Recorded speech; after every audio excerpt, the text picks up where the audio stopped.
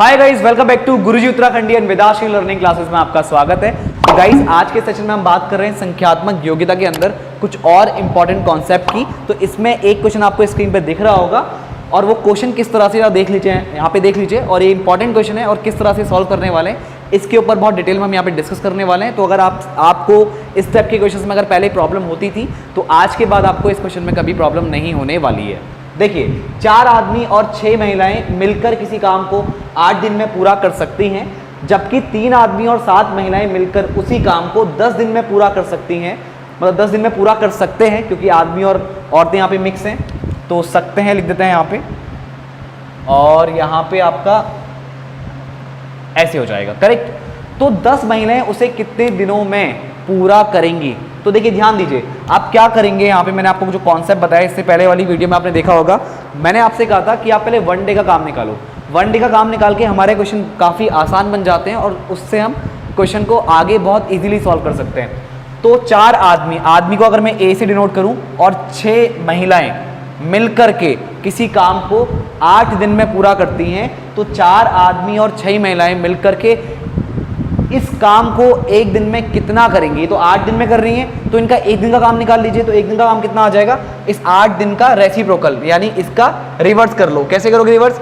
8 है तो इसका 1/8 कर लो, तो कितना आ जाएगा? ये 1/8। इस तरह से आप समझो इक्वेशन कैसे बनानी है, ये मैं आपको यहाँ पे बता रहा हूँ। तो ये 4 आदमी और 6 औरत मिलकर के किसी काम को जितना 1 दिन में करेंगी, तो ये उतना काम निकल के आ गया। ऐसी यहाँ पे जो दूसरी इक्वेशन है, जबकि 3 आदमी और 7 महिलाएं उसी काम को मिलकर के 10 दिन में पूरा कर सकते हैं, तो इनका 1 दिन का काम कितना आ जाएगा? 1/10, करेक्ट। एक इक्वेशन ये बन गई और एक इक्वेशन ये बन गई। अब एक आप काम करो, इस 8 को यहां से मल्टीप्लाई करा दो। तो इस वाली इक्वेशन में क्या करो, जो 8 बट्टे में, इसको क्या कर लो, क्रॉस मल्टीप्लाई करके सॉल्व कर लो। मतलब इस 8 को यहाँ पे मल्टीप्लाई में ले आओ।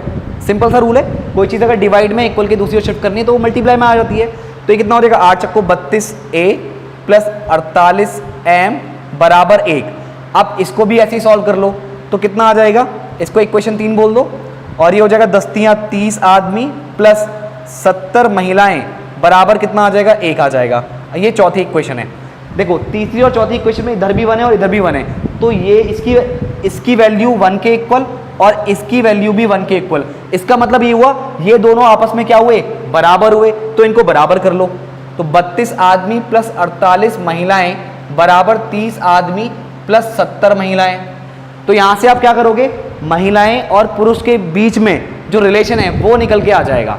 यानी कितने आदमी कितनी महिलाओं के इक्विवेलेंट है, यानी कितने आदमी और कितने औरतों की क्षमता में आपको क्या मिल जाएगा? एक संबंध मिल जाएगा। तो यहाँ पे क्या करेंगे आप, आदमियों को एक तरफ कर लीजिए, तो 32a माइनस 30 है, यानी 2a बचेगा, और 70 में से 48 को माइनस कर दीजिए इक्वल की दूसरी ओर शिफ्ट करके, तो कितना आ जाएगा आपका? 22 महिलाएं निकल के आ जाएंगी। तो इसका मतलब 2 एकम 2, 2 एकम 2, 2 एकम 2, एक आदमी 11 महिलाओं के बराबर काम कर रहा है, यानी एक आदमी 11 महिलाओं के इक्विवेलेंट है, करेक्ट। यहां से जो रिलेशन निकल के आता है, यानी एक आदमी की क्षमता 11 महिलाओं की क्षमता के बराबर है। अब यहां से आप क्या करेंगे, अब आपको पूछा है तो 10 महिलाएं उसे कितने दिन में पूरा कर सकती हैं? तो एक काम कीजिए, या तो इस वाली इक्वेशन को पकड़ लीजिए या फिर इस वाली इक्वेशन को पकड़ लीजिए। मतलब ये 2 इक्वेशन और ये 2 इक्वेशन बात एक ही है, इसी को थोड़ा आपने सॉल्व किया है। तो आप क्या करने वाले हैं, आपको क्या बोला है? 4 आदमी और 6 महिलाएं। तो 4 आदमी और 6 महिलाएं, करेक्ट, किसी काम को 8 दिन में पूरा करती हैं। ये कितने दिन में पूरा कर रहे हैं? 8 दिन में पूरा कर रहे हैं। तो यहाँ पे काम कीजिए, आपको महिलाओं का काम बता रहे हैं, तो यहाँ पे आप क्या कर सकते हैं, एक आदमी कितनी महिलाओं के बराबर है? 11 महिलाओं के बराबर है। तो 4 आदमी कितनी महिलाओं के बराबर होंगे? 4 × 11 महिलाएं प्लस 6 महिलाएं, तो कितने हो गए? 11 चक्को 44 महिलाएं प्लस 6 महिलाएं, यानी 50 महिलाएं। तो 50 महिलाएं एक काम को 8 दिन में करती हैं। अब इक्वेशन किस तरह से देखोगे आप, 50 महिलाएं एक दिन को 8 दिन में करती हैं, तो 10 महिलाएं उसी काम को कितने दिन में करेंगी? मान लो x दिन में करेंगी। अब मैं आपको 2 यहाँ पे प्रपोर्शन बताता हूँ, एक होता है डायरेक्ट प्रपोर्शन और एक होता है इनवर्स प्रपोर्शन। डायरेक्ट प्रपोर्शन कैसा होता है, जैसे 2 रुपए की 4 टॉफी आती हैं, तो 4 रुपए की कितनी टॉफी आएंगी? 8 टॉफी आएंगी। पैसे बढ़े तो टॉफियां भी बढ़ी, पैसे कम होंगे तो टॉफियां भी कम होंगी। तो ये आप कैसे सॉल्व करते हैं? a1 upon b1 is equal to a2 upon b2।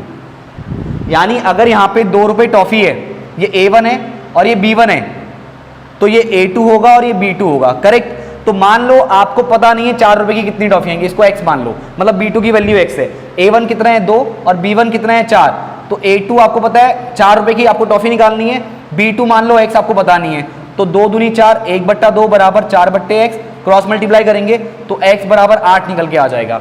तो यानी कि 4 रुपए की 8 टॉफी आएंगी। बट अगर यहाँ पे जो प्रपोर्शन है वो इनवर्स है, ये तो था डायरेक्ट प्रपोर्शन,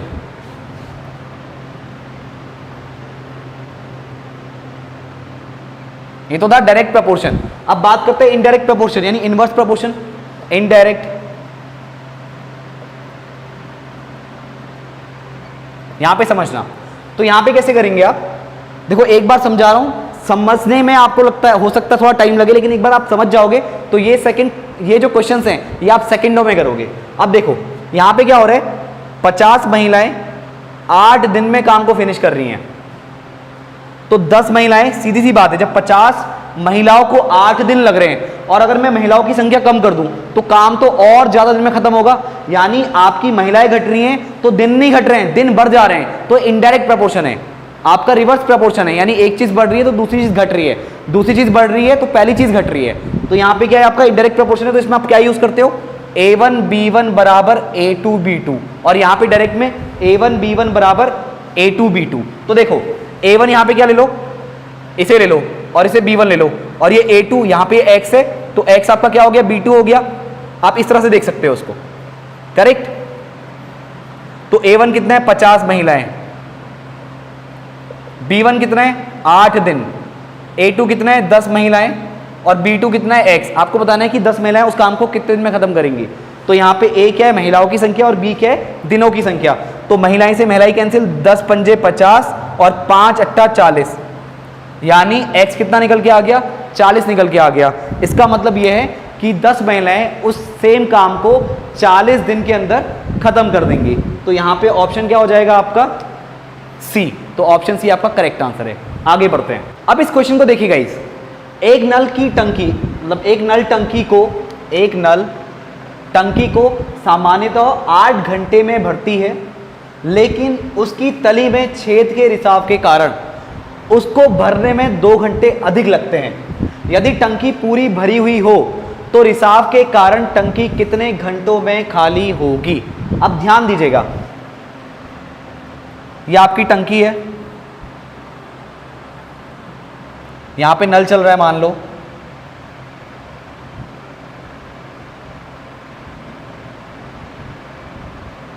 और यहां से पानी आ रहा है, और ये आपकी टंकी भर गई। समझना, ठीक है, थोड़ा विजुलाइज करना। और 8 घंटे में कंप्लीट। अब दूसरी कंडीशन लेते हैं,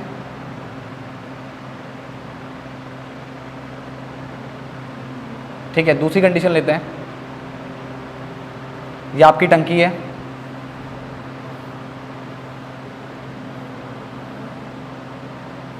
यहां पे कहीं बीच में छेद हो गया, पानी गिरने लग गया, ठीक है, फिर भी ये जो भर जा रही है तले तक का, ये तो पूरा 8 घंटे में भर रही है, फिर भी ये भर जा रही है, लेकिन 2 घंटे एक्स्ट्रा लग रहे हैं। समझना, ठीक है, क्वेश्चन आसान है, क्वेश्चन आसान है। तो 2 घंटे एक्स्ट्रा लग रहे हैं, मतलब अभी 8 घंटे में भर रही थी, तो अब कितने घंटे में भरेगी, 10 घंटे में।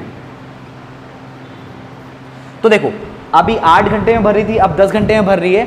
अब क्वेश्चन आपसे ये पूछा गया है, अगर पूरी टंकी भर जाए तो रिसाव के कारण टंकी कितने घंटों में खाली होगी। अब आपको क्या करना होगा, मान लो आपका टोटल जो पानी निकल रहा है, टोटल पानी निकल जा रहा है और टंकी खाली हो जा रही है, तो मान लो x घंटे में पूरी टंकी खाली हो जा रही है। अगर पानी निकलता रहेगा ऐसी, तो x घंटे में पूरी टंकी खाली हो जाएगी। तो देखो निकालोगे कैसे, आपको कैसे पता लगेगा कि x मतलब ये x है कितना, कि कितने घंटों में टंकी खाली होने वाली है। तो सबसे पहला काम आप क्या करो, 8 घंटे में पूरी आपकी टंकी भर रही है, टोटल टंकी को भरने में कितना टाइम लग रहा है, 8 घंटे। तो 1 घंटे में, 1 घंटे का आप 1 घंटे के हिसाब से निकालो। जैसे अगर मैं दिन को आपसे पूछता हूं कि 8 दिन में कोई काम खत्म कर रहा है, तो 1 दिन का काम कितना होगा, ऐसे ही आप 1 घंटे का हिसाब यहां पे निकालो। 8 घंटे में टंकी भर रही है, तो 1 घंटे में कितनी भरेगी, 1/8, करेक्ट। अगर x घंटे में टंकी भर रही है तो 1 घंटे में कितनी खाली होगी? 1/x। अगर ये वाली टंकी पूरी 10 घंटे में भर जा रही है तो 1 घंटे में कितनी भर रही होगी? 1/10। अब तीनों का जो मैंने टाइम निकाला है वो 1 घंटे का निकाला है, ये भी 1 घंटे का, ये भी 1 घंटे में, ये भी 1 घंटे का। 1 घंटे में इतनी भर रही है, ये 1 घंटे में इतनी खाली हो रही है, और ये 1 घंटे में इतनी भर रही है, करेक्ट। अब समझो, अब समझो, अगर मैं 1 घंटे, अगर मैं इस वाली अगर जैसे आइडल केस है जिसमें आपका टंकी में कोई छेद नहीं है, अगर टंकी में कोई छेद नहीं होगा तो वो 8 घंटे में पूरा भर रही है, तो ये अगर इसके 1 घंटे का, 1 घंटे में कितना भर रही है वो हमें मिल जाए, तो 1 घंटे में इतना भर रही है। अगर इसमें से मैं 1 घंटे में कितना खाली हो रही है उसको माइनस कर दूं, क्योंकि अगर यहाँ पे छेद नहीं हो रहा होता तो ये 10 घंटे में नहीं भरती, 8 घंटे में ही भर जाती। बट पानी निकलने के चक्कर से इसको कितना टाइम लग रहा है? 10 घंटे लग रहा है पूरा भरने में। तो 1 घंटे में एक्चुअली में टंकी भर कितनी रही है वो किससे बैलेंस होगा? इससे बैलेंस होगा। 1/8 में से 1/x को माइनस कर दो तो ये 1/x के बराबर आएगा। तो यानी 1/8 भरना था उसको 1 घंटे में, लेकिन भर कितनी रही है? 1/10 भर रही है। क्यों भर रही है? क्योंकि 1 घंटे में ये खाली हो जा रही है। कितना खाली हो रही है 1 घंटे में? 1/x खाली हो रही है। तो यहां से जब आप x निकालोगे तो जो x निकल के आएगा वो टोटल घंटे निकल के आएंगे कि अगर टंकी में छेद हो और टंकी पूरी भरी हुई हो तो x वो टाइम होगा जब टंकी पूरी खाली हो जाएगी।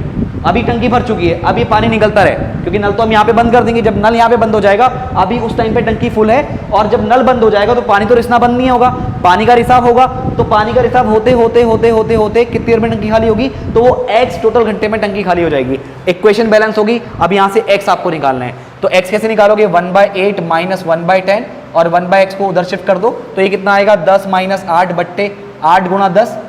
फ्रैक्शन सॉल्व करना आपको आता है। अब इसको सॉल्व कीजिए आप, आपका आंसर आ जाएगा कितना? 10 - 2 यानी 10 - 8 यानी कि 2, और ये कितना आ गया? 8 × 10,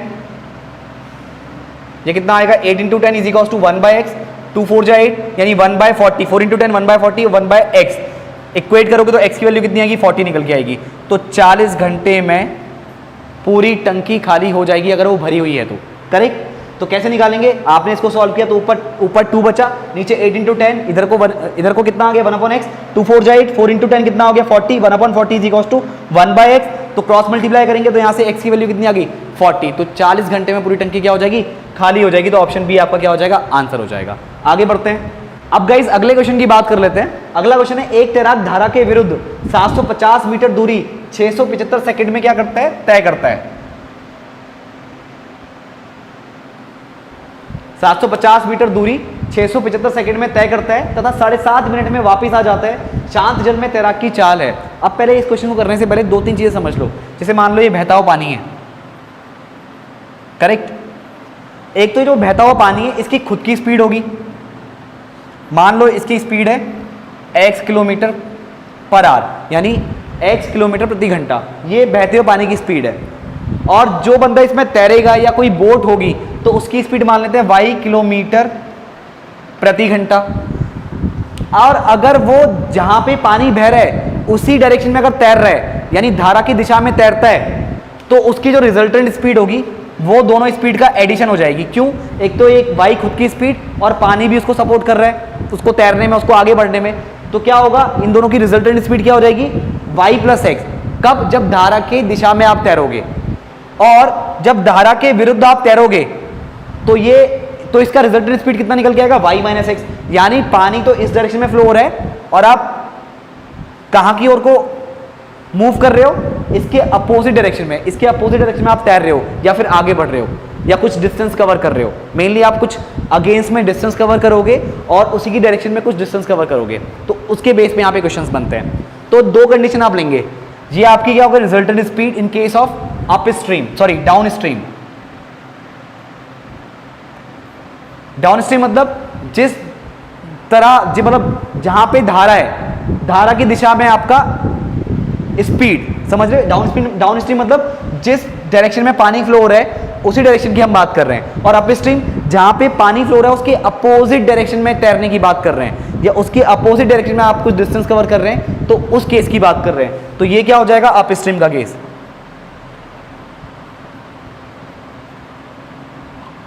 राइट।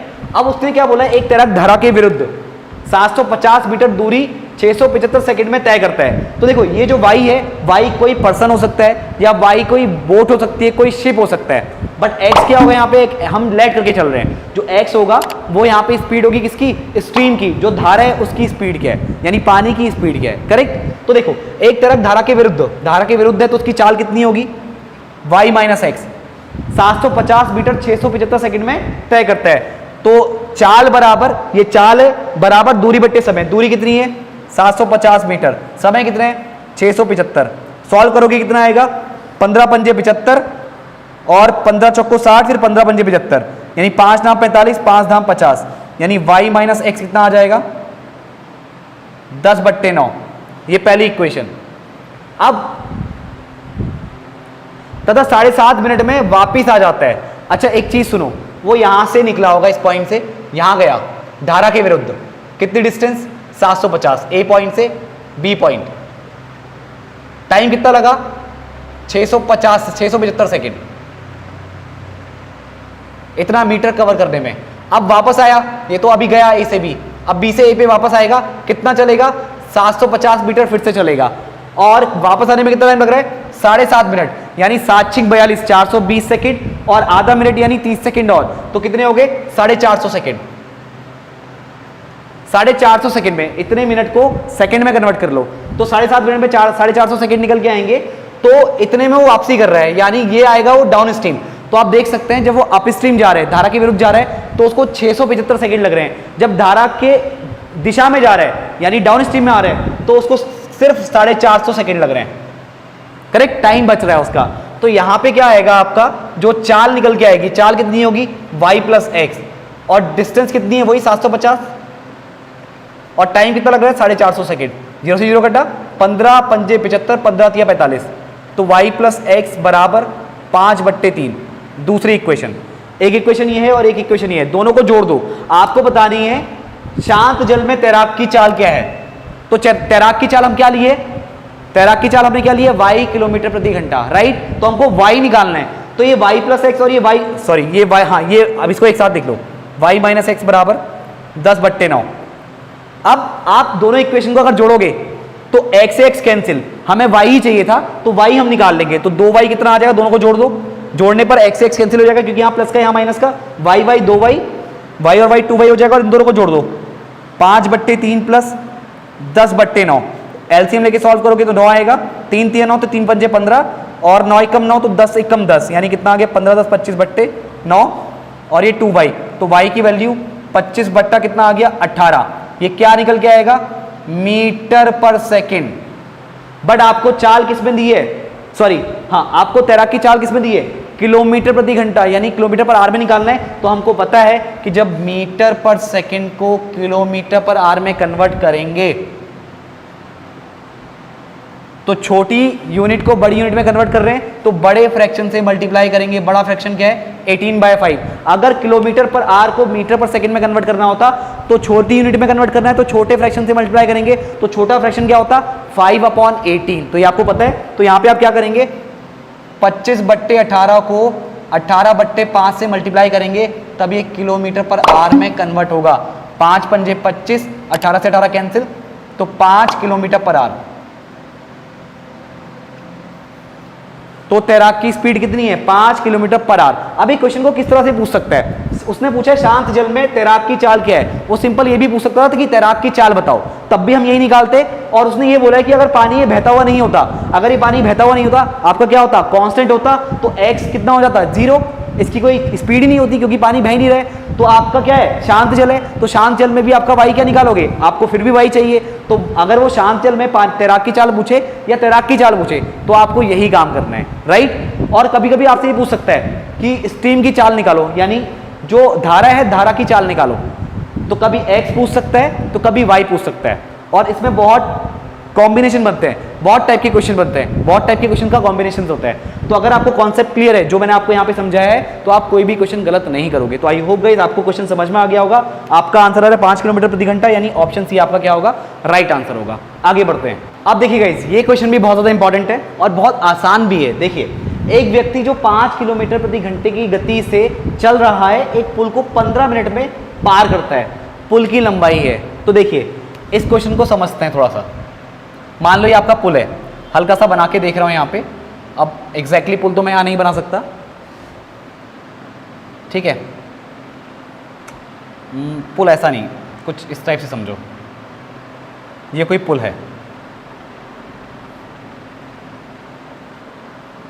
ठीक है।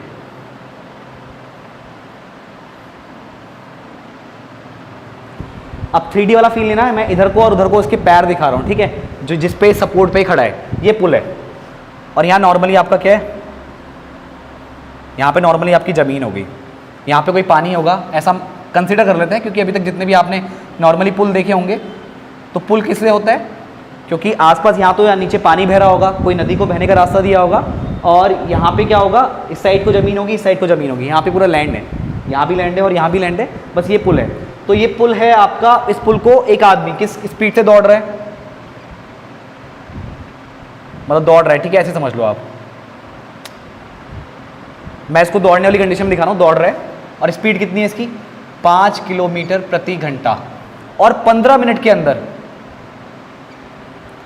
इस पुल को पार कर दे रहा है। यानी पुल को पार कब करेगा, मान लो ये पुल का ए पॉइंट है और ये पुल का बी पॉइंट है, वो ए पॉइंट को क्रॉस करते हुए, मान लो ये ए पॉइंट है, ठीक है, यहां तक लैंड लो, ये ए पॉइंट पे अभी, ये ए पॉइंट से दौड़ता दौड़ता दौड़ता जब बी पॉइंट को क्रॉस कर जाएगा तो पुल को पार कर जाएगा, करेक्ट। तो यानी कितनी डिस्टेंस उसको कवर करनी पड़ेगी, उसको ए से बी पॉइंट तक की डिस्टेंस कवर करनी होगी, तब जाके पुल पार होगा।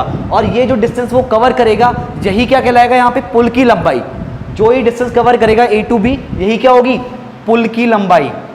मान लो पुल की लंबाई क्या है, एक्स है। कितनी डिस्टेंस कवर कर रहा है, एक्स डिस्टेंस कवर कर रहा है। पुल की लंबाई पूछिए तो क्या यूज करोगे, क्या यूज करोगे, चाल बराबर दूरी बट्टे समय। आपको दूरी चाहिए, दूरी कितनी है, पुल की लंबाई, दूरी कितनी है, यहां पे देखो चाल कितनी है, 5 किलोमीटर प्रति घंटा, दूरी x, टाइम कितना लग रहा है, 15 मिनट। तो x कितना आ जाएगा, 5 किलोमीटर प्रति घंटा इंटू 15 मिनट।